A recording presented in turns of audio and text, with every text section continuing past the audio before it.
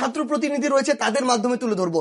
কিন্তু এই বৈষম্য বিরোধী ছাত্র আন্দোলন এবং অন্তর্বর্তীকালীন সরকার, এই দুইটির মধ্যে একটি সুস্পষ্ট পার্থক্য থাকতে হবে, একটি পর্দা থাকতে হবে। সেই জায়গা থেকে আমরা সব সময় সরকারকে তার যে স্বাধীনতা, সেই স্বাধীনতার জায়গায় রেখে আমরা তাদেরকে কাজ করতে দিয়েছি।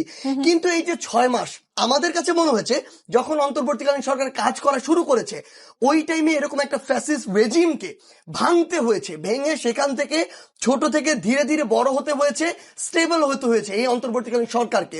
সেই জায়গায় আমরা কিন্তু এই সময়টা আমাদের জায়গা থেকে দেওয়ার চেষ্টা করেছি। কিন্তু আমরা এখন 6 মাস ধরে দাঁড়িয়ে মনে করছি, শেষ করি যে সরকারের কিংবা এই বিভিন্ন মন্ত্রণালয়ের তাদের যে সুপ্তাবস্থা, এই সুপ্তাবস্থা শেষ।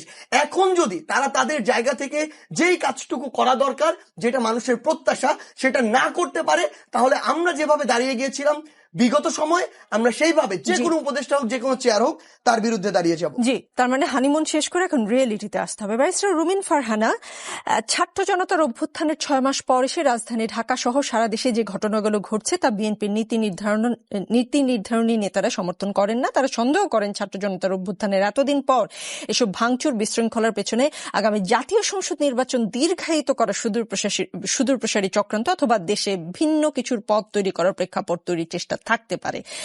মানে কেন এটা হয়েছে? শুক্রবারে যে গুলশানে বিএনপির চেয়ারপারসনের কার্যালয়ে স্থায়ী কমিটির সভায় নীতি নির্ধারণী নেতারা ধানমন্ডি 32 নম্বর সহ বিভিন্ন স্থানে ভাঙচুরের ঘটনা, সংস্কার কমিশনগুলোর প্রতিবেদন সহ চলমান পরিস্থিতি নিয়ে আলোচনা করেন। তখন তারা এগুলো বলেন। কেন মনে হচ্ছে যে এটা নির্বাচন দীর্ঘায়িত করার চক্রান্ত? দেখুন, আমাদের একটি অতীত আছে, আমরা ভুলে যাইনি। বাংলাদেশে 1-11 হয়েছিল এবং একটি প্রেক্ষাপট তৈরির পরেই কিন্তু 1-11 হয়েছে। আমরা সেই সময় দেখেছি দুই দলের প্রধান থেকে শুরু করে অ্যাক্টিভ যারা আছেন তাদেরকে সরিয়ে দিয়ে নতুন মানুষরা দলের দায়িত্বে যাবেন, নেতৃত্বে যাবেন, এরকম একটা চিন্তাধারা হয়েছিল। সেই 1-11 ধারাবাহিকতা যদি আপনি মাথায় রাখেন, আপনি দেখবেন যে 24-এর গণ অভ্যুত্থান, সেখানে কিন্তু শেষ পর্যন্ত, আমি তো একদম রাস্তায় ছিলাম, শেষ পর্যন্ত একটা দাবিতে এসে দাঁড়িয়েছিল, হাসিনাকে সরতে হবে। কিসের কোটা, কিসের কি, একটাই দাবি, হাসিনাকে সরতে হবে। সো হাসিনা সরে যাওয়ার পরে আমরা দেখলাম এই যে 6 মাস, যেটাকে হানিমুন পিরিয়ড আপনি একটু আগেই বললেন, এটা কি একটা অন্তর্বর্তীকালীন সরকারের জন্য যথেষ্ট দীর্ঘ নয়? যেই সরকারটির মেয়াদ 5 বছর, তার জন্য 6 মাস হানিমুন পিরিয়ড হতে পারে। কিন্তু যেই সরকারটির মেয়াদ 5 বছরের অনেক কম, কত কম সেটি আমি জানি না বলেই অনেক কম বলছি, তার জন্য কি 6 মাস অনেক বেশি সময় নয়? কিন্তু এই 6 মাসে আমরা কি একটা দিনের জন্য স্বস্তিতে থাকতে পেরেছি? 6 মাস মানে 180 দিন। আপনি আমাকে একটা দিনের কথা চিন্তা করে বলুন তো, যেদিন শাহবাগে কেউ বসেনি, যেদিন সায়েন্স ল্যাবের মোড়ে কোনো গন্ডগোল হয়নি, কিংবা যেদিন, আজকেও হয়েছে, একদম তাই, এবং কিংবা যেদিন দুই পক্ষের মারামারি হয়নি, কিংবা ছিনতাই বা খুন রাহাজানির মতন ঘটনা ঘটে নাই, প্রতিটা দিন কিছু না কিছু হয়েছে। সুতরাং এই যে পরিস্থিতি কিছুতেই শান্ত না হওয়া এবং কিছুটা শান্ত হলেই আবার ইচ্ছেকৃতভাবে পরিস্থিতিতে একটা শক্ত ঝাঁকি দেওয়ার চেষ্টা, এটা কি আপনার খুব নর্মাল মনে হয় একজন রাজনৈতিক কর্মী হিসেবে? এবং আমাদের রাজনীতি তো আসলে খুবই অনিশ্চিত, পশ্চিমের রাজনীতির মতন নয় যে একটা নির্দিষ্ট মেয়াদের পর পর চমৎকার একটি ভোট হবে এবং মানুষ যাকে পছন্দ করবে সেই গিয়ে রাষ্ট্র পরিচালনার দায়িত্বভার গ্রহণ করবে। আমাদের রাজনীতি মসৃণ নয়, আমাদের রাজনীতি ভীষণ অনিশ্চিত, ভীষণ উঁচু নিচু, এবড়ো খেবড়ো আমাদের রাজনীতির পথ। সুতরাং এই ধরনের আশঙ্কা করাকে আমি অমূলক তো বলতে পারি না। আপনি দেখুন, শেখ হাসিনার বক্তব্য নিয়ে সরকার কিন্তু বেশ শক্তভাবে ভারতকে জানিয়েছিল যে উনি ভারতে থাকতে পারেন, কিন্তু ভারতে বসে উনি বাংলাদেশে অস্থিতিশীল হয় এমন কোনো কথা বলতে পারবেন না, বা পাবলিক স্পিকিং এ উনি যেতে পারবেন না। কিন্তু হাসিনা ধারাবাহিকভাবে কথা বলে যাচ্ছেন এবং লাস্টলি উনি যখন 32 নম্বর ভাঙার আগের রাতে, মানে আগের রাত তো ঠিক না, রাত সন্ধ্যা 7টা থেকেই 32 নম্বর ভাঙা শুরু হয়েছে, রাত 9টার দিকে উনি বক্তব্য দিয়েছেন এবং সেই বক্তব্য যথেষ্ট উস্কানিমূলক বক্তব্য। এবং তারপরে আমরা দেখলাম 2 দিন ধরে টানা ভাঙচুর হলো, বিভিন্ন জেলায় আওয়ামী লীগের নেতাদের বাড়ি ঘরে লুটপাট হলো, হামলা হলো, ভাঙচুর হলো, আগুন দেয়া হলো, এবং একটা সিস্টেম্যাটিক প্যাটার্ন আমরা লক্ষ্য করলাম। এবং যেটা সবচেয়ে অ্যালার্মিং, নিকোল, যেটা আমি একটু আগে বলছিলাম, সরকার বিবৃতি দিয়ে তার দায়টা সারলো। সরকার কিন্তু তার বেশি কিছু করেনি। মাঠে কিন্তু সেনাবাহিনী মোতায়েন আছে। আমি জানি না আমাদের দর্শকদের কথাটি মনে আছে কিনা, কারণ আমাদের ভুলে যাওয়ার মতন পরিস্থিতি হচ্ছে বলেই আমি আবার মনে করিয়ে দিচ্ছি যে মাঠে কিন্তু আইন শৃঙ্খলা রক্ষার দায়িত্বে সেনাবাহিনীও মোতায়েন আছে। এইরকম অবস্থায় যখন আইন শৃঙ্খলা কিছুতেই রক্ষা করা যায় না অবস্থা তৈরি হয়, বা কোনো কোনো মহল তৈরি করে, তখন এটা তো ভাবাটা খুব অমূলক হবে কি যে আর কোনো কিছু আহ্বান করবার চেষ্টা কেউ কেউ হয়তো বা করছেন ভেতর এরকম থেকে। কোনো কথাই কি আপনাদের দলের মহাসচিব মির্জা ফখরুল ইসলাম আলমগীর সাহেব আমেরিকার প্রেয়ার ব্রেকফাস্টে জয়েন করে এসে আজকে এয়ারপোর্টে নেমে যেটা বলেছেন যে বাংলাদেশের ছাত্র জনতা ফ্যাসিস্ট হাসিনা সরকারের উৎখাতের মধ্য দিয়ে অভ্যুত্থানে সফলতা অর্জন করেছে, কিন্তু আজকে দুর্ভাগ্যজনকভাবে আমরা যেন শেখ হাসিনার পাতা ফাঁদে পা না দিই। আজকে দেশের স্থিতিশীলতা বিনষ্ট হচ্ছে, অস্থিরতা সৃষ্টি হচ্ছে, এই জন্য সম্পূর্ণভাবে যে ফ্যাসিস্ট রেজিম ছিল সেই রেজিমই দায়ী, আমাদেরকে সাবধানতার সঙ্গে পা ফেলতে হবে। কিন্তু ছাত্র জনতা কি তাহলে পাতা ফাঁদে পা দিয়েই দিল? মানে যে বক্তব্যকে কেন্দ্র করে যে ধরনের ঘটনা ঘটেছে এখনো ঘটছে, সেটা কি পাতা ফাঁদ ছিল কিনা? দেখুন, আমি এটাকে ব্যাখ্যা করি। আরেকটা বিষয়, বিএনপি আগে থেকে ফাঁদের বিষয় যদি জানে, আগে থেকে সতর্ক কেন করলো না? আমি আপনাকে একটু যদি ওনার বক্তব্যের যে অর্থটা আমার কাছে পরিষ্কার হয়েছে সেটা আমি বলি। ধরুন, এই সময়টা যদি নির্বাচন না হয়ে নির্বাচনটা কোনো কারণে আরো 1 বছর 2 বছর 1.5 বছর পিছিয়ে যায়, সবচেয়ে বেশি লাভবান কারা হবে? সবচেয়ে বেশি লাভবান হবে আওয়ামী লীগ। কারণ এই পুরো সময়টাতে তারা এমন একটি অস্থিরতা তৈরি করতে পারবে যাতে যেই মানুষগুলো কোনো দলের সমর্থক না, কোনো দলের কর্মী বা নেতা নয়, যারা রাজনীতি মানে 5 বছর পর পর গিয়ে একটা ভোট দিয়ে আসে, এটুকুই তাদের রাজনৈতিক সক্রিয়তা, সেই মানুষগুলো একটা সময় তো ভাবতে বাধ্য হবে যে প্রতিদিন এখন যা হচ্ছে, কারণ প্রত্যেকের জীবনে কিন্তু এটা এফেক্ট করছে নিকোল। এখন এই এফেক্টে সাধারণ মানুষ যদি বিরক্ত হয় এবং মনে করে ধুর হাসিনার সময় তো খুব একটা মানে এরকম অবস্থা আমাকে করতে হয় নাই, হ্যাঁ, তো তাহলে কি তাকে আপনি খুব বেশি দোষ দিতে পারেন? এবং এই যে উফ শব্দটা, এই উফ শব্দটার মাইলেজ কিন্তু আর কোনো দল পাবে না, এটা ডাইরেক্টলি আওয়ামী লীগের ঘরে যাবে।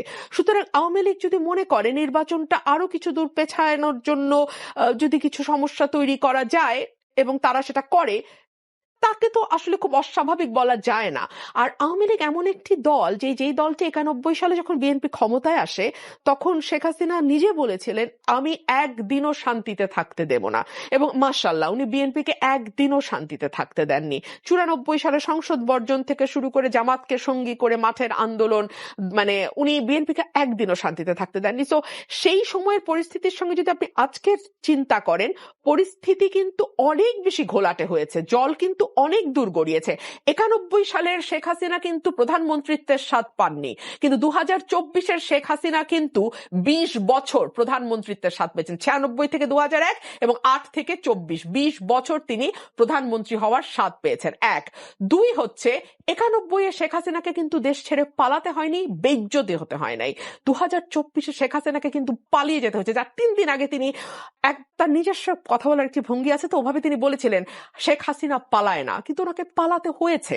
সো এই যে অপমান, দুর্দশা এবং তার অটোমেটিক যেই ট্রমা এবং তার যে বিদ্বেষ এবং জিঘাংসা সেখান থেকে তৈরি হওয়া, সেই সবকিছু মিলিয়ে পরিস্থিতি কিন্তু 91-এর মতো সহজ সরল নাই যে কেবলমাত্র হরতাল দিয়ে শেখ হাসিনা একদিনও শান্তিতে না থাকার মনোবাসনা চরিতার্থ করবেন। এই সময় কিন্তু তিনি আরো অনেক ভয়ঙ্কর ভাবে আসবেন এবং তিনি তাই করছেন। মির্জা ফখরুল ইসলাম আলমগীর সাহেব হয়তো তারই ইঙ্গিত দিয়েছেন। সার্জিস আলম, 5 তারিখে আপনি পোস্ট করেছিলেন আবু জাহেলের বাড়ি এখন পাবলিক টয়লেট।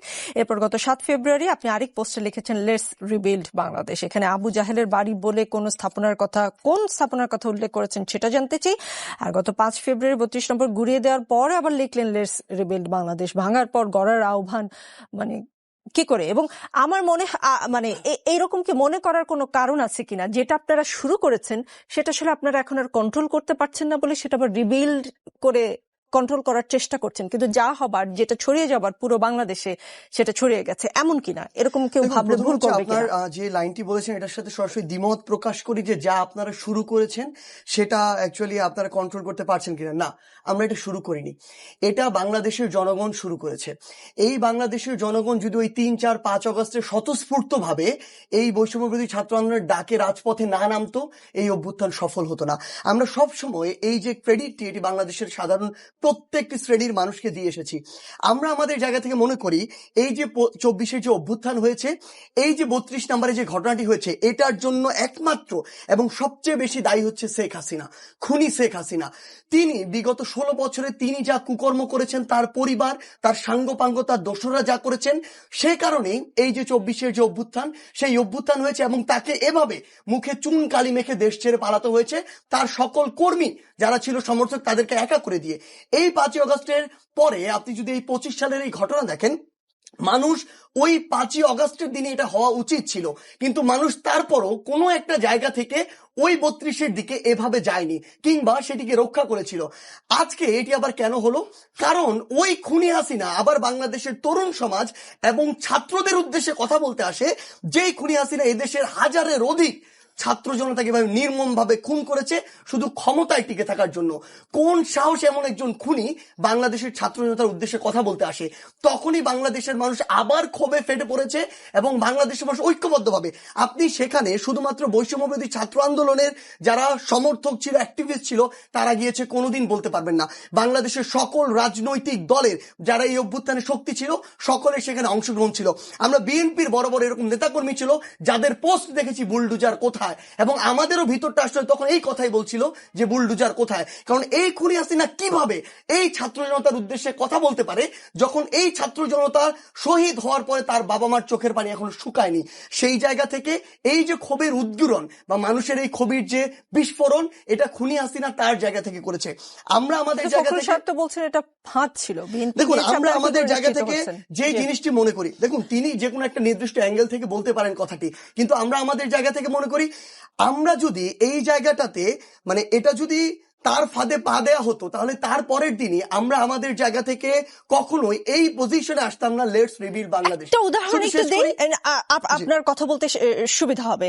সার্জিস আলম, সুনামগঞ্জের বিশ্বরম্ভরপুরে 3 রাস্তার মোড়ে একজন কৃষক হাতে কাস্তে ও কাঁধে লাঙ্গল নিয়ে দাঁড়িয়ে আছেন। নাম দেওয়া হয়েছিল কিষাণ চত্বর। আপনি নিশ্চয়ই শুনে থাকবেন। গ্রাম বাংলার কৃষি ও কৃষকের ঐতিহ্য তুলে ধরতেই সেই ভাস্কর্যটি 7 তারিখ মানে শুক্রবার রাতে এই ভাস্কর্য ভেঙে ফেলা হয়। কৃষকের এই ভাস্কর্যের সাথে মুজিববাদ বা ফ্যাসিবাদের কি সম্পর্ক? কেননা যারা ভাঙছিল তারা স্লোগান দিচ্ছিল শেখ হাসিনার আস্তানা বাংলাদেশে হবে না, আওয়ামী লীগের আস্তানা বাংলাদেশে হবে না, শাহজালালের তলোয়ার গর্জে উঠুক আরেকবার, নারায়ে তাকবীর, আল্লাহু আকবার। নাকি যারা এটা ভাঙতে গিয়েছে তারা আসলে ফ্যাসিবাদের চিহ্ন মুছতে গেছে, তারা নিজেরাই জানে না কোনটা ফ্যাসিবাদ আর কোনটা ফ্যাসিবাদ না। দেখুন, মানে আমাদের জায়গাটা একদম স্পষ্ট। আমরা আমাদের জায়গায় বাংলাদেশের সকল বিভিন্ন মত, বিভিন্ন দল, বিভিন্ন ধর্ম, বিভিন্ন চিন্তা ভাবনার মানুষের একটা সংমিশ্রণ রয়েছে। আমরা আমাদের জায়গা থেকে এই চিন্তা ভাবনাগুলোকে শ্রদ্ধা করতে চাই। যখনই দেখুন বাংলাদেশে যখন বিভিন্ন জায়গায় এভাবে মাজার ভাঙার একটা মানে কথা শোনা যাচ্ছিল বা এরকম একটা বিভিন্ন দিক থেকে এরকম শব্দ আসছিল, আমরা আমাদের জায়গা থেকে কিন্তু এই কথাটাও বলেছিলাম যে এই যে ভাঙার প্রক্রিয়াগুলো, এগুলো কিন্তু স্থিতিশীলতার পরিচয় নয়। তা ওই জায়গার যে মানুষগুলো রয়েছে যেগুলো ওইমুখী, সেই মানুষগুলোকে আমরা আমাদের জায়গা থেকে সরাসরি ওই মানুষগুলোর বিপরীতে গিয়ে এভাবে দাঁড়িয়ে যেতে পারি না। আমাদের কোন একজন মুসলিমের তার জায়গা থেকে মুসলিমের যে ইসলামিক মূল্যবোধ সেই জিনিসটি থাকতে পারে, আবার আরেকজনের অন্য একটি বিষয় থাকতে পারে। যদি এই বিষয়টি কোনো একটি বড় চেতনার সাথে সরাসরি সাংঘর্ষিক না হয়, তাহলে সেই বিষয়টির বিরুদ্ধে এভাবে আমরা আমাদের জায়গা থেকে দাঁড়িয়ে যেতে পারি না। কারণ আমরা স্পষ্ট একটা জিনিস মনে করি, ধর্মের সাথে রাষ্ট্রের একটা আলাদা পার্থক্য রয়েছে। একটা ধর্ম অন্যান্য যে ধর্মগুলো সেগুলোকে ধারণ নাও করতে পারে কিংবা তার নির্দিষ্ট একটি পরিধি থাকতে পারে, কিন্তু একটি রাষ্ট্রকে সকলকে ধারণ করতে হবে। আপনি বলছেন সুনামগঞ্জের ঘটনাটা আসলে ফ্যাসিবাদের সাথে জড়িত, ধর্মের সঙ্গে জড়িত, মানে ধর্মের কারণে কেউ চাইলেই যে কোনো রাষ্ট্রীয় স্থাপনা ভেঙে ফেলতে পারে। প্রথম কথা হচ্ছে, আমি সুনামগঞ্জের আপনি যে ঘটনাটির কথা বলছেন, আমি এই ঘটনা জানি না। কোনো একটি ঘটনা না জেনে আমি আমার জায়গা থেকে সেই ঘটনার প্রেক্ষাপট না জেনে কোনো একটি যুক্তি দিয়ে দিতে পারি না। কিন্তু আমার জায়গা থেকে আমরা এই জিনিসটি মনে করি যে আমরা চাইলে কোনো একটি জিনিসকে সামনে দেখে মনে হলো এই জিনিসটা আমার চেতনার পরিপন্থী, আমি সেটিকে ভেঙে ফেলতে পারি না। আপনার যে কথাটি আমরা বলছিলাম যে দেখুন, যখন আমাদের জায়গা থেকে এই জিনিসটি মনে হয়েছে যে এরকম বিভিন্ন যে ভাঙচুর বা এগুলোকে সুযোগ নিয়ে আসলে আওয়ামী লীগ কিংবা তার দোসররা কোনো একটি সুযোগ নিতে পারে, কিন্তু আপনারা তো উৎসব হোক বলেছেন। তখন কিন্তু উৎসব হোক বলেছেন আপনারা, ঠিক মানে আমি বলতে চাচ্ছি একজন উপদেষ্টা বললেন উৎসব হোক, মানে সেটাকে তো আপনারা উৎসব হিসেবে নিয়েছিলেন না। দেখুন, আমাদের জায়গাটি ব্যাপারটা হচ্ছে যখন মানুষের বিরুদ্ধে যদি এই ভাঙাটিকে আপনি একটি উৎসব মনে করেন, 5ই আগস্টে মানুষ ওটিকে উৎসব করে সেদিন নেমেছিল, 3ই আগস্টে মানুষ এটিকে উৎসব মনে করে নেমেছিল। কিন্তু সবচেয়ে বড় যে কথাটি সেটি হচ্ছে এই উৎসব কারা তৈরি করছে? যারা এই ক্ষমতা পিপাসু হয়ে হাজার হাজার মানুষকে খুন করতে বিন্দুমাত্র দ্বিধা করে না। কিন্তু যে কোনো একটি বিষয় যখন আমার রাষ্ট্রের জন্য আমরা দেখছি যে স্থিতিশীলতার জন্য বা ভালো কিছু নিয়ে আসতে যাচ্ছে না, তখনই কিন্তু আমরা যেভাবে ভালো হয় প্রত্যেক মানুষ, আপনি দেখবেন সেদিনও বিভিন্ন রাজনৈতিক দলের নেতাকর্মীরা বাংলাদেশকে নতুন করে গড়ার ইঙ্গিত দিয়েছেন। সেদিন দেখবেন ইসলামিস্ট থেকে শুরু করে বিভিন্ন ধর্মের যারা গুরুত্বপূর্ণ ইনফ্লুয়েন্সার রয়েছেন তারাও তাদের জায়গা থেকে নতুন করে বাংলাদেশের যে গড়ার সেই কথাটি বলেছেন। সো আমরা আমাদের জায়গা থেকে একটি কথা বলি যে আমাদের বিএনপির মহাসচিব সাহেব যে জিনিসটি বলেছেন আমরাও সেটিতে সম্পূর্ণ সচেতন। আমরা আমাদের জায়গা থেকে মনে করি যে খুনি হাসিনা এবং তার দোসররা বিভিন্নভাবে বাইরে থেকে ভিতর থেকে চক্রান্ত করবে, ফাঁদ তৈরি করার চেষ্টা করবে। কিন্তু আমরা যদি ঐক্যবদ্ধ থাকি এবং এই বিষয়গুলো নিয়ে সচেতন থাকি, আমরা আমাদের জায়গা থেকে এমন ফাঁদে পা দেওয়ার কোনো সম্ভাবনা নেই যেই সম্ভাবনাকে আমরা অতিক্রম করেছিলাম 5ই আগস্টের পূর্বে। জি, ব্যারিস্টার রুমিন ফারহানা ন্যাশনাল প্রেয়ার ব্রেকফাস্টে যোগ দিয়ে এসে দেশে ফিরেছেন বিএনপি মহাসচিব মির্জা ফখরুল ইসলাম আলমগীর ও স্থায়ী কমিটির সদস্য আমির খুরশিদ মোহাম্মদ চৌধুরী। সেই ব্রেকফাস্টে দলের ভারপ্রাপ্ত চেয়ারম্যান তারেক রহমানের প্রতিনিধি হিসেবে ছিলেন তার কন্যা জায়মা জার্নাজ রহমান। কেমন হলো তিনজনের ব্রেকফাস্ট? ছোট করে, কারণ অনেক প্রশ্ন। আমাদের মহাসচিব মাত্রই ফিরেছেন, তো ওনার মুখ থেকে এই এখন পর্যন্ত আমার সরাসরি কোনো কথা হয়নি, বাট যেটা দেখেছি সেটা আমার কাছে চমৎকার মনে হয়েছে। এবং ব্যারিস্টার জায়মা রহমান, উনি নিজেও একজন ব্যারিস্টার, উনি খুবই চমৎকার ভাবে রিপ্রেজেন্ট করেছেন। আপনারা জানেন যে অ্যাক্টিং চেয়ারম্যান এই মুহূর্তে লন্ডনে আছেন, বিকজ ওনার মা আমাদের বিএনপি চেয়ারপারসন কিন্তু চিকিৎসার পারপাসে এখন লন্ডনে আছেন। সো ওনার পক্ষে সম্ভব ছিল না ওনার মাকে রেখে এই মুহূর্তে আমেরিকা ফ্লাই করা। সো ওনার জায়গায় ওনার কন্যা গেছেন, এবং কন্যা অত্যন্ত যোগ্য একজন নারী, এবং তিনি নিজেও ব্যারিস্টার। তার সম্পর্কে আমি যেটুকু শুনি তার পলিটিক্যাল নলেজও যথেষ্ট গভীর। জি, আজকের গণমাধ্যমের রিপোর্টে হেডলাইন উপদেষ্টা পরিষদে পরিবেশ কর্মী 5 জন, বিশ্বের অন্যতম দূষিত রাজধানীর পরিবেশে কোনো উন্নতি নেই, এরকম একটা হেডলাইন এসেছে। মিস্টার রুমিন ফারহানা, আপনি কি উন্নতি দেখেছেন, কোনো পরিবেশের উন্নতি? 5 জন উপদেষ্টা পরিবেশ কর্মী, একটু বলি তাহলে সুবিধা হবে। এবারে শীতের মৌসুমে ঢাকার বায়ু দূষণ অতীতের সব রেকর্ড ভেঙেছে। গত 6 মাসে শতাধিক আন্দোলন হয়েছে, তাদের বেশিরভাগ দাবিও সরকার মেনে নিয়েছে। কিন্তু রাজধানীর পান্থকুঞ্জ ও হাতিরঝিল ভরাট করে এক্সপ্রেসওয়ে নির্মাণের প্রতিবাদে দীর্ঘদিন পরিবেশ কর্মীরা সেখানে অবস্থান করে বিভিন্ন কর্মসূচি পালন করলেও কেন যেন সরকারের ঠিক চোখে পড়ছে না। দেখুন, আমি আসলে এটা নিয়ে কথা বলতে গেলে না আমার দুঃখ লাগে এ কারণে যে আমি একটা টক শোতে প্রেস সচিবের সঙ্গে ছিলাম, এবং সেখানে সেন্ট মার্টিন নিয়ে আলোচনা হয়েছিল। উনি বলেছিলেন পরিবেশ রক্ষার্থে সেন্ট মার্টিন বন্ধ হয়ে যাচ্ছে। তখন আমি বলেছিলাম একটা পলিটিক্যাল গভর্নমেন্ট থাকলে এই সিদ্ধান্তটা এই মুহূর্তে নিত না, because perception is reality in politics, খুবই গুরুত্বপূর্ণ। কিছুদিন আগেই শেখ হাসিনা বলে গেছে সেন্ট মার্টিন দিয়ে দেওয়া হচ্ছে বলেই তিনি ক্ষমতায়, মানে দিলে তিনি ক্ষমতায় থাকতে পারতেন। সো এটা মানুষ ভাববে, পারসেপশন তৈরি হবে যে এরকম কিছু একটা আন্ডারহ্যান্ড ডিলিং হয়তো বা হতে পারে। That was my point. উনি সেটা বুঝলেনই না, এবং উনি তারপর আমাকে মূর্খ টুর্খ অনেক কিছু শুধু দেশের চ্যানেলে না, দেশের বাইরের চ্যানেলে গিয়েও বললেন। এই কথাটি আমার এখানে বলবার কারণ হচ্ছে, যেই সরকারের এত বড় বড় পদে থাকা ব্যক্তিরা এটুকু বোঝেন না যে এই সরকারটি আগামীতে ভোট করবে না, সো তাকে মিথ্যা টিথ্যা বলে মানুষের মন জয় করবার কোনো দরকার নেই। সো যেটা সত্য সেটা তারা স্বীকার করুক এবং কাজ করুক। এবং সেই একই অনুষ্ঠানে আমি তাকে জিজ্ঞেস করেছিলাম, আপনি কি করে নিশ্চিত হলেন কারো যদি ক্ষমতার লোভ জেগে যায়? তিনি আসলে তিনি তার ইন্ডিভিজুয়াল ক্যাপাসিটিতে ভোট করবেন, কিন্তু অ্যাজ এ সরকার, মানে ওনারা তো আওয়ামী লীগ বা বিএনপি নন যে অ্যাজ এ পার্টি তারা ইলেকশন করবে। পার্টি নতুন করে করলে তারা তো দল সরকার থেকে সরে গিয়ে তারপরে করবেন বলে বলছেন। হ্যাঁ, মানে আমি বলছি এটা তো কোনো দলীয় সরকার ক্ষমতায় নেই, এটা এভাবে বলছি, দলীয় সরকার নেই যে আবার তাকে দল হিসেবে ভোট করে গিয়ে হারা জিতার প্রশ্ন থাকে। সো এই সরকার যদি ব্যর্থতা স্বীকার করে বলতো যে হ্যাঁ আমরা কাজ করছি এবং করার চেষ্টা করছি, তাহলে শুনতে ভালো লাগতো। আমি এই প্রশ্ন করেছিলাম, পলিথিন কি আপনারা বন্ধ করতে পেরেছেন? ঢাকার খালা নাল যেগুলো আছে পুকুর সেগুলো ভরাট হয়েছে, সেগুলো কি আপনারা উদ্ধার করতে পেরেছেন? বলেছেন চেষ্টা করছি। আমাকে বলার 2 দিন পরে আমি দেখলাম লাল কার্পেট বিছিয়ে 3 জন উপদেষ্টা গেছেন খাল উদ্ধার করতে, সেটা নিয়েও আবার নানান আলোচনা। সেই দিকে না যায়। ঢাকার বায়ু দূষণ নিয়ে কিন্তু দিনের পর দিন লেখালেখি হয়েছে, আলোচনা হয়েছে, কথা হয়েছে। আমরা ধরে নেই যদি পলিটিক্যাল সরকার থাকে, তাদেরকে নানান স্টেক হোল্ডার থাকে, তাদের নানান জায়গায় তাদের মানে খুঁটি বাঁধা থাকে, তো তাদেরকে অনেক কিছু হিসেব করে করতে হয়। কিন্তু এই সরকারটি তো আসলে কারো কাছে ট্যাক্স জমা দিয়ে আসে নাই, বা কারো কাছে তার খুঁটিটি জমা দিয়ে আসে নাই। এই সরকারটি কেন স্বাধীনভাবে এই কাজগুলো করতে পারছেন? এবং আমাদের পরিবেশ উপদেষ্টা এমন একজন ব্যক্তি যিনি ম্যাগসেসাই পুরস্কার প্রাপ্ত, এবং তিনি আন্তর্জাতিকভাবে পরিবেশ নিয়ে কাজ করবার জন্য বিখ্যাত হয়েছেন। গত 6 মাসে ওনাকে আমরা মিডিয়ার সামনে এসে নানান কথা বলার বাইরে আর কি করতে দেখেছি আমি জানি না। এই প্রশ্নটি আমি আপনার মাধ্যমে করতে চাই। জি, সার্জিস আলম, একটি টেলিভিশনের নাম উল্লেখ করে আপনি স্ট্যাটাস দিয়েছেন এবং বলেছেন তাদের ন্যারেটিভটা দেখতে বলেছেন ভাসুরের নাম মুখে নিতে এখনো তাদের লজ্জা করে। বলেছেন এই মিডিয়াগুলোকে শায়েস্তা না করলে 10 বছর পর তারা আমাদের নাশকতাকারী হিসেবে চিহ্নিত করবে। মিডিয়াগুলোকে কিভাবে, কোন উপায়ে শায়েস্তা করার পরিকল্পনা করছেন আপনারা? হ্যাঁ, দেখুন, আমরা পরিকল্পনা করছি, ব্যাপারটা এরকম নয়। বাংলাদেশের মানুষের এটার পরিকল্পনা করা উচিত। বাংলাদেশ মিডিয়া শায়েস্তা করার অবভিয়াসলি আপনি আগে কথা শেষ করতে দিতে হবে। বাংলাদেশের মানুষের এই পরিকল্পনা করা উচিত যারা ওই ফ্যাসিস্টদের সময় যেভাবে ফ্যাসিস্টদেরকে প্রত্যক্ষ এবং পরোক্ষভাবে সহযোগিতা করে, প্রমোট করে, সফট পাওয়ার হিসেবে কাজ করে তাদেরকে ক্ষমতায় বসিয়ে রাখতে সহযোগিতা করেছে, তাদেরকে শায়েস্তা করতে হবে। এই শায়েস্তাটা বিভিন্নভাবে হতে পারে। এখন পর্যন্ত আমরা দেখছি যে ওই আওয়ামী লীগের বিভিন্ন জিনিসকে সফট ওয়ার্ড দিয়ে প্রমোট করা হয়, সাবেক মন্ত্রী বলা হয়। যে এই খুনি হাসিনা, আপনি এটিতে একমত হবেন কিনা, এই খুনি হাসিনার হুকুমে 1 থেকে 2,000 মানুষকে হত্যা করা হয়েছে, যদি হয় তাহলে তাকে আমার খুনি বলতে সমস্যা কোথায়? এটি কখনো বলা হয় না, বলা হয় সাবেক প্রধানমন্ত্রী শেখ হাসিনা কিংবা শেখ হাসিনা। আমাদের জায়গাটি খুবই স্পষ্ট। যে মিডিয়া, আজকে আমরা এখানে যে মিডিয়া রয়েছি, এই মিডিয়াকে অভ্যুত্থানের সময় মানুষ মাথায় তুলে নেচেছে। বাংলাদেশের মানুষ এই রেসপেক্টটুকু দিতে জানে। আমরা আমাদের জায়গা থেকে এটিও বলছি, যেই মিডিয়ার মতো কাজ করবে না, তার প্রফেশনালিজম শো করবে না, যে মিডিয়া ক্ষমতার দিকে ছুটবে সফট পাওয়ার হিসেবে স্বৈরাচারকে প্রমোট করার, কিংবা যারা ধীরে ধীরে আসলে স্বৈরাচার হয়ে উঠতে চায় তাদেরকে প্রমোট করার চেষ্টা করবে, তাদের সাথে সংশ্লিষ্ট কোনো একজন ব্যক্তি হতে পারে, কোনো একটি প্রতিষ্ঠান হতে পারে, কোনো একটি হাউস হতে পারে, তাদেরকে শায়েস্তা করতে হবে এবং আইনগতভাবেই করতে হবে।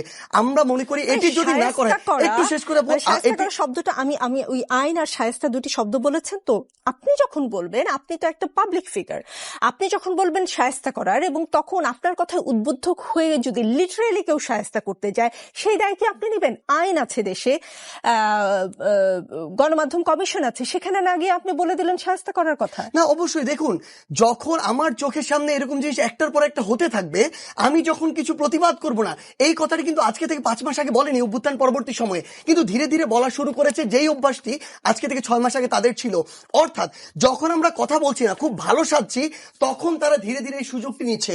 দেখুন, আমরা আসলে সবচেয়ে বড় যে সমস্যাটি হয়েছে এই অভ্যুত্থান পরবর্তী সময়ে, এই অভ্যুত্থানের নেতৃত্বে যারা ছিল, এই তরুণ প্রজন্ম যারা ছিল, তারা আসলে এখন একটা সমস্যার মধ্যে পড়ে গিয়েছে। সমস্যাটা হচ্ছে তারা এখন পুরো বাংলাদেশের মানুষকে মনে করছে হয় এরা খুব ভালো মানুষ, না হয় এরা ভালো হয়ে যাবে, দুইটার কোনোটাই আসলে হবে না। আমরা আমাদের জায়গা থেকে মনে করি এরা আসলে বেশিরভাগ ক্ষেত্রে, যেই হোক না কেন, শক্তের ভক্ত নরমের জম। এই জন্য আপনাকে কিছু কিছু ক্ষেত্রে শক্ত হতে হবে, যদি না হন অনেকে আবার মাথা চারা দিয়ে উঠবে। আমার এই জায়গায় কিছু আপা বেশ কিছু কথা বলেছেন, আপনি কিছু প্রশ্ন করেছেন, এই জায়গায় আমার কিছু উত্তর রয়েছে, এই উত্তরগুলো আমার দিতে হবে। দেখুন, এরকম একটি কথা এসেছে পক্ষ থেকে যে এই যে ভাঙচুর করা বা এই বিষয়গুলো, এগুলো হচ্ছে নির্বাচন দীর্ঘায়িত করার চক্রান্ত। এখন পর্যন্ত অন্তর্বর্তীকালীন সরকার, ডক্টর ইউনূস, তার জায়গা থেকে 2টি টাইম বলেছিলেন। প্রথমে একটি হচ্ছে 26-এর মাঝামাঝি, 25-এর শেষ। কয়েকদিন আগে তিনি আরেকটি সাক্ষাৎকারে বললেন 25-এর শেষ নাগাদ। বৈষম্য বিরোধী ছাত্র আন্দোলন বলেন, জাতীয় নাগরিক কমিটি বলেন, এই অভ্যুত্থানের যারা নেতৃত্বে ছিল তারা বলেন, কেউই এই সময় নিয়ে কিন্তু প্রতিবাদ করেনি। সো আমরা যদি ওই ক্ষমতাকে দীর্ঘায়িত করারই চিন্তা করতাম বা অন্তর্বর্তীকালীন সরকারকে, আমরা এই জায়গায় প্রতিবাদটি জানাতাম, যেটি জানাইনি। 2, আপা একটি কথা বললেন, তার জায়গায় হয়তো তিনি চিন্তা করছেন এভাবে যে 2জন প্রধানকে সরিয়ে দেওয়ার যে একটি অতীত রয়েছে। দেখুন, আমরা আমাদের জায়গা থেকে মনে করি এই লাশগুলো, রক্তগুলো আমাদের চোখের সামনে দেখা, আমরা ওই ক্ষমতার যে নীতি ছিল, যেই কাজটি করা হয়েছিল, অবশ্যই সেই ভয় থাকা স্বাভাবিক। কিন্তু আমরা যদি সেই নীতি আমাদের মাথায় থাকতো, তাহলে 5ই অগাস্টই এই বিজয় নিশ্চিত হওয়ার পর সেদিন বিকালে আমরা বসে কখনো বিএনপির যিনি ভারপ্রাপ্ত চেয়ারপারসন তারেক রহমানের সাথে সরাসরি কথা বলতাম না। সেদিন ওই বৈষম্য বিরোধী ছাত্র আন্দোলনের নেতৃত্বে যারা ছিল তারা যেটা করত এটাই বাংলাদেশের মানুষ মেনে নিত।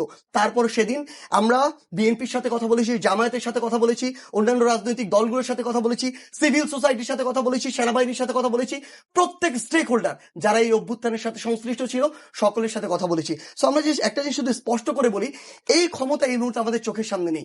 এই মুহূর্তে চোখের সামনে আমাদের ওই হাজারের উপরের যে লাশ আর রক্ত আর যেই স্পিরিট এবং স্বপ্নগুলোকে সামনে রেখে তারা এই জীবনগুলো দিয়েছিল সেই স্পিরিট আমাদের চোখের সামনে।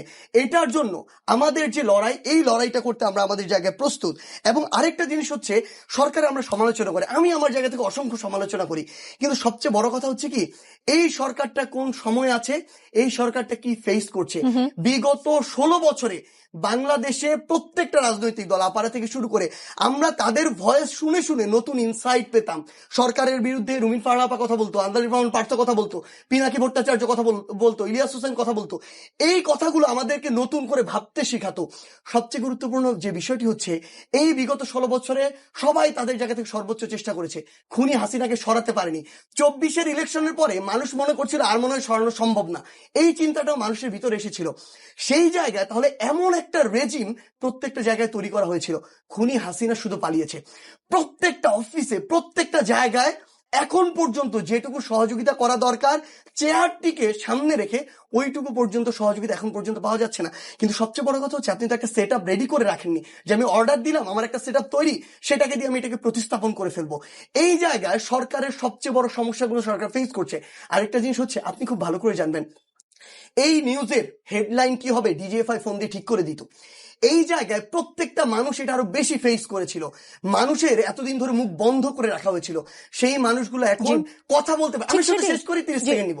সেই মানুষগুলো এখন কথা বলতে পারছে। এই কারণে 6 মাসে 200টা আন্দোলন হয় ঢাকায়। বিগত 6 বছরে ঢাকায় 50টা আন্দোলন করা সম্ভব হয় না। এই জন্য সরকারকে ডিফেন্ড করে না, কিন্তু সরকার যে পরিস্থিতির মধ্য দিয়ে যাচ্ছে, একটা রেজিমকে যে ভেঙে নতুন করে গড়তে হচ্ছে, এই পরিস্থিতিটাও আমাদের বুঝতে হবে। জিএফআই যেমন ফোন করে হেডলাইন ঠিক করবে না সার্জিস আলম, কেউ কোনো গণমাধ্যমের ন্যারেটিভ কি হবে সেটাও নিশ্চয়ই ঠিক করবে না। আসবো আপনার কাছে। ব্যারিস্টার রুমিন ফারহানা, মনে আছে একটা সময় আপনাদের ঈদের পরে কর্মসূচি নিয়ে খুব হাসি তামাশা হতো আর কি। যাই হোক, সেসব পুরনো কথা। বিএনপি মঙ্গলবার থেকে জেলা মহানগরে সভা সমাবেশ করবে, রমজান শুরু আগ পর্যন্ত সেটা করবে আর কি। সভা সমাবেশে আপনারা মূলত কি কি বার্তা দেবেন, নাকি সরকারকে নির্বাচন দ্রুত করার বিষয়ে চাপ দিবেন? দেখুন, এই সম্মেলনগুলো বা যে মিটিংগুলো আমরা করতে যাচ্ছি, সেখানে বিএনপির 31 দফা নিয়ে কথা থাকবে, সেখানে আগামী জাতীয় নির্বাচন নিয়ে কথা থাকবে, সেখানে আইন শৃঙ্খলা পরিস্থিতি এবং দ্রব্যমূল্য নিয়ে মানুষের যে নাভিশ্বাস অবস্থা সেগুলো নিয়েও আলাপ থাকবে, এবং সার্বিকভাবে নেতাকর্মীদের সঙ্গে কেন্দ্রের, একেবারে তৃণমূলের সঙ্গে কেন্দ্রের যে সংযোগ সেটি আরেকবার চাঙ্গা করা। বিকজ নির্বাচন আমরা আশা করছি এই বছরের মধ্যেই আমরা একটি নির্বাচন পাবো। সো নির্বাচনের আগে দল পুরো আবার গোছানো এবং কেন্দ্রের সঙ্গে তৃণমূলের একটা সংযোগ করবার জন্য মূলত এই জনসভাগুলো করা হবে। অন্তর্বর্তী সরকারের প্রধান উপদেষ্টা ডক্টর মোহাম্মদ ইউনূসের সাথে আগামীকাল সন্ধ্যায় বিএনপির একটি প্রতিনিধি দল সাক্ষাৎ করবে। কি আলোচনা, মানে কি নিয়ে আলোচনা হতে পারে আমি পুরোটা জানতে চাচ্ছি না, কোনো হিন্টস কে দিতে পারেন কিনা? দেশের সার্বিক পরিস্থিতি নিয়ে তো আলোচনা হবার কথা। রাজনৈতিক পরিস্থিতি 32 নম্বরে যা হয়েছে সার্বিক। জি, অর্থ উপদেষ্টা সালেউদ্দিন আহমেদ বলেছেন, আমরা সবকিছু করতে পারবো না, বড় বড় সংস্কারও করতে পারবো না, তবে পদচিহ্ন রেখে যেতে চাই, পরে যারা আসবে তারা যেন সংস্কার অব্যাহত রাখে। 6 মাসে কিছুই হয়নি ঠিক নয়। দেশের অর্থনৈতিক অবস্থা পুরোপুরি ঠিক না হলে স্থিতিশীল অবস্থায় আছে, বাইরের ডোনাররা মোটামুটি সন্তুষ্ট। দেশের অর্থনৈতিক অবস্থা নিয়ে তার যে বয়ান, সেটার সাথে আপনি একমত কিনা? অর্থনৈতিক অবস্থাটা সবচেয়ে ভঙ্গুর অবস্থায় ছিল শেখ হাসিনার সময়, এবং যে শ্বেতপত্র প্রকাশিত হয়েছে তার যদি 10 ভাগের 1 ভাগও হয়ে থাকে সেটা ভয়াবহ। এবং আমি বলছি যে তর্কের খাতিরে যদি 10-এর 1 হয় তাহলেও সেটা ভয়াবহ। সেখানে তো এটা কল্পনাই করা যায় না অর্থনীতি কোন জায়গায় গিয়ে দাঁড়িয়েছিল। এবং আমি অর্থ উপদেষ্টা সালেউদ্দিন আহমেদকে বিশেষভাবে ধন্যবাদ দিতে চাই, কারণ উনি কথা কম বলেন এবং উনি কাজ সম্ভবত অনেক বেশি করেন। অর্থনীতি অনেকটাই স্থিতিশীল অবস্থায়, কিন্তু তারপরেও আমি ওনাকে বিনীতভাবে বলবো, মূল্যস্ফীতি কিন্তু মানুষকে ভীষণ কষ্ট দিচ্ছে।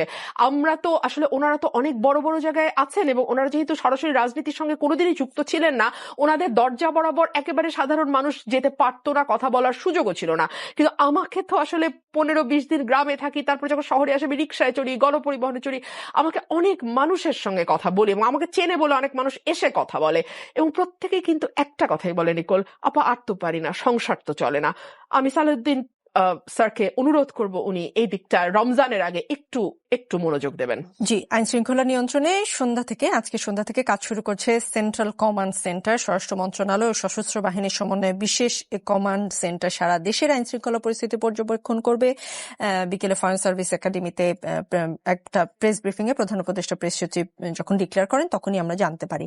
এবং আপনি নিশ্চয়ই জেনে থাকবেন যে অলরেডি অপারেশন ডেভিল হান্টে 1000-এরও বেশি মানুষ, সারা দেশ 1308 জনকে গ্রেফতার করেছে আইন শৃঙ্খলা রক্ষাকারী বাহিনী। আমি এই শোতে আসার আগ পর্যন্ত, শেষ খবর পাওয়া পর্যন্ত, এর সব কিছু মিলে আপনার কি মনে হচ্ছে যে অস্থিতিশীলতা, বা আপনি যে বলছেন আপনি সন্ধ্যার পরে বেরোতে ভয় পান, এই পরিস্থিতির উন্নতি হবে এরকম এইসব পদক্ষেপে? আমি যদি আপনাকে পাল্টা প্রশ্ন করি নিকোল, এইসব ভারী ভারী নাম দিয়ে অপারেশনে নামতে হয় কেন? মানে একটা দেশের আইন শৃঙ্খলা পরিস্থিতি স্বাভাবিক রাখবার দায়িত্ব তো সরকারের, তাই না? আমরা তো কয়েক লক্ষ কোটি টাকা ব্যয় করে একটা সরকারকে রাখি যাতে জনজীবনে ন্যূনতম স্বস্তিটুকু বজায় থাকে। সেটা আপনাকে এনশিওর করতে কি ডেভিল হান্ট, অ্যাঞ্জেল হান্ট, কি জানি আরেকটা বললেন, এগুলো মনেও রাখতে চাই না আমি। এগুলো এক একটা Central ভারী Command ভারী নাম, Center, না আমি জি। মনে রাখতে চাই না নিকোল। এইসব ভারী ভারী নাম দিয়ে, শব্দ দিয়ে কেন আপনাকে আওয়াজ দিতে হয়? আমি আসলে আর কোনো শব্দ নিয়ে আলোচনা করতে চাই না, আমি কাজ দেখতে চাই। এবং আজকে শুরু হয়েছে যে 1000 কয়টা মানুষের কথা আপনি 308 বললেন ধরা হয়েছে, তাদেরকে গত পরশু কেন ধরা হয় নাই? মানে তারা কি গত পরশু ফেরেশতা ছিল, ডেভিল হান্টের পর শয়তান হয়েছে? তা তো না। নিকোল প্লিজ কাজ করতে বলেন। হ্যাঁ, মানে আমরা শব্দের জাদুতে অনেক বেশি বিপর্যস্ত, একটু কালকে কাজ সন্ধ্যায় তো করতে বলেন। আপনারা যাবেন প্রধান উপদেষ্টার কাছে, আপনাদের আশা করি বলা আপনাদেরও হবে। দায়িত্ব। জি, সার্জিস আলম সাংবাদিক এম এ আজিজ বলেছেন ছাত্রদের লেখাপড়ার দিকে কোনো মনোযোগ নেই, খালি আছে টাকা কামাও আর বিয়ে করো। তারা আগে করতো টিউশনি, এখন দামি গাড়িতে চড়ে। বিয়ে তো সম্প্রতি আপনিও করেছেন, এ কদিনে কত টাকা কামালেন? দেখুন, মানে আমার জায়গা থেকে যে জিনিসটি মনে হচ্ছে, আসলে আমাদের সাংবাদিক ভাই যিনি এই কথাটি বলেছেন, আসলে তারা তো ক্ষমতার কাছাকাছি থেকে বিয়ের আগে শপিং করেন ক্যালিফোর্নিয়া থেকে, লাস ভেগাস থেকে। আমরা তো আসলে এলিফ্যান্ট রোড থেকে একটা পাঞ্জাবি আর শেরওয়ানি কিনেছিলাম, কত দাম হবে আপনারাই ভালো আইডিয়া করতে পারবেন। এবং সবচেয়ে বড় বিষয় হচ্ছে এই বিয়েতে দুই পরিবারে 20 জন করে 40 জন মানুষ ছিল। মসজিদে বিয়ে করেছি, খেজুর 5 কেজির মতো ছিল। তো আমাদের আসলে বিয়ে করতে কোটি টাকা খরচ হয় না, 40-50 হাজারের মধ্যে হয়ে যায়। এবং সবচেয়ে বড় কথা হচ্ছে এই বিয়ে যখন আমরা আসলে করতে যাই, আমাদের মনে হয় দুই ফ্যামিলির এইটুকু অ্যাবিলিটি আছে যে এরকম 2-4 লাখ টাকা যদি খরচ হয় সেটি খরচ করার। তো সবচেয়ে বড় কথা হচ্ছে তারা হয়তো তাদের জায়গায় আমাদেরকে মিলিয়ে ফেলছেন, এই জন্য মনে করছেন যে এরকম একটা ছোটখাটো বিয়ে করার জন্য আমাদের টাকা কামাতে হয়। তবে আমরা এটুকু তাকে নিশ্চয়তা দিতে চাই, আমাদের পরিবার আগে থেকেই, আমরা যদি মিডল ক্লাস ফ্যামিলির হই, ওইটুকু সামর্থ্য আছে যে 2-4 লাখ টাকা খরচ করতে পারবো। জি, আপনি তো জুলাইয়ের আগে বিসিএস এর প্রস্তুতি নিচ্ছিলেন, এখন কি আর বিসিএস দিবেন, নাকি যারা আমলা তাদের বস হওয়ার স্বপ্ন দেখছেন? আমরা আসলে না, এখন সত্যি কথা বলতে বাংলাদেশে এই যে বস হওয়ার যে চিন্তা চেতনা না, এটা থেকে আমাদের বের হয়ে আসতে হবে। আমরা আমাদের জায়গা থেকে যে জিনিসটা দেখেছি, এতদিন আমাদের যারা রাজনীতিবিদ ছিল তারা একবার মানে ভোটে হোক বা ভোট ছাড়া হোক নির্বাচিত হওয়ার পরে তাদের পা আর মাটিতে পড়তো না, পা তখন উপরের দিকে থাকতো। আমরা এই যখন বস হওয়ার চিন্তা করবো তখন আর পা মাটিতে থাকবে না। জাস্ট নির্বাচনের আগের দিন জনগণের কাছে যাব, বড় বড় লেকচার দিব, তারপর 5 বছর খুঁজে পাওয়া যাবে না। আমি